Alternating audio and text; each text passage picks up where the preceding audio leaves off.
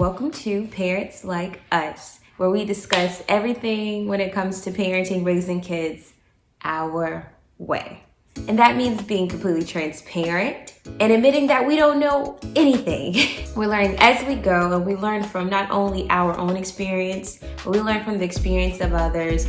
And we also look to the professionals and the specialists to get us some answers too. Because God, we need answers. We need them. So in the last episode, we discussed getting the kids out of your room, out of your bed by sleep training so that mommy and daddy have the space and the privacy to do some mommy and daddy things. So this episode, I wanted to expound upon my issue with getting our baby girl, baby number 3, out of our room. The first 2, it seemed pretty textbook, even when we came across the readjustment to the growth spurt. When we came up on the growth spurt, adjusting the sleep cycle, it required a little extra effort, but we got past it. With my daughter, she was born at 37 weeks gestation. My sons were both 39 weeks. So when she was born, I was just a little bit more apprehensive in terms of what setbacks she might have, what challenges she could possibly face.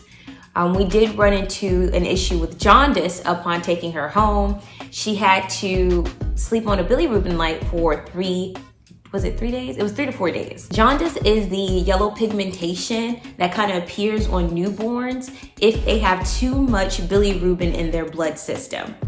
It's actually pretty common, especially if babies come before their due date. It's actually kind of expected to have some jaundice kind of spikes, but it was nothing too alarming and it fixed itself within a week.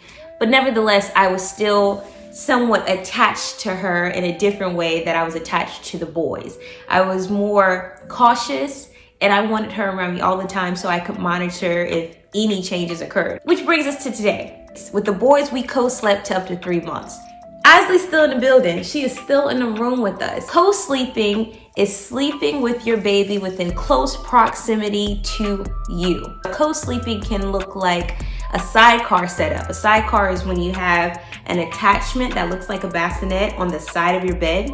Some hospitals have these.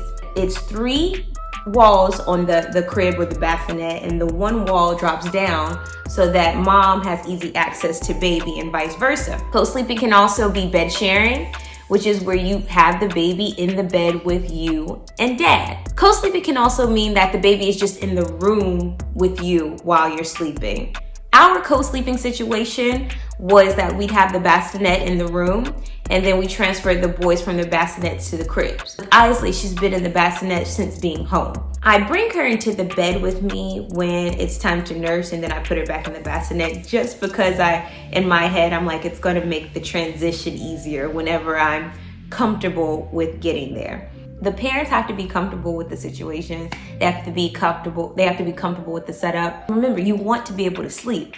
And if your mind is racing thinking about your baby in the next room, bring the baby in the room with you. Just make it easier on yourself. Being a young married couple, it was really important for us to be on the same page when it came to parenting, because it's just so much other things in life that need our attention. Parenting kind of came easy in terms of the team aspect for us. Although this is a new thing, this co-sleeping for this long amount of time, we were both welcome to it because it allowed us to both sleep better at night, knowing she was there, she was eating, she wasn't struggling, and it worked for our family.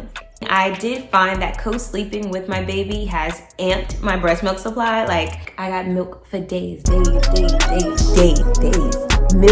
on milk, got milk, okay? If you're struggling with producing milk, I would encourage you to try co-sleeping and baby wrapping.